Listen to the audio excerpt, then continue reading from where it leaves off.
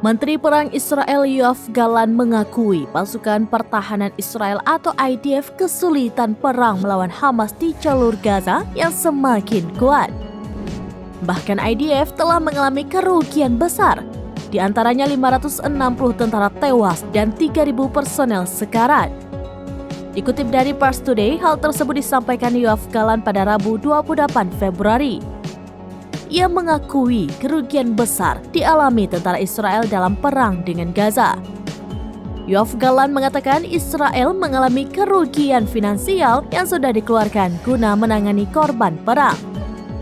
Tercatat setidaknya 560 tentara Israel tewas dalam pertempuran lapangan dan sekitar 3.000 lainnya terluka. Selain kerugian besar, sumber-sumber Zionis mengakui bahwa kerusakan struktur ekonomi dalam perang selama 5 bulan melampaui 50 miliar dolar. Yoav Gallant mengakui rumitnya situasi Israel dalam menghadapi perlawanan kelompok Palestina di Gaza.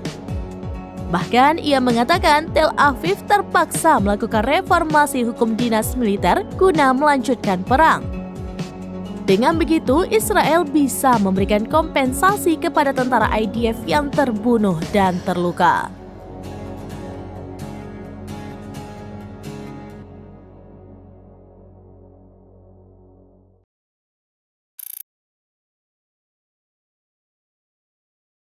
Download Tribun X sekarang, menghadirkan lokal menjadi Indonesia.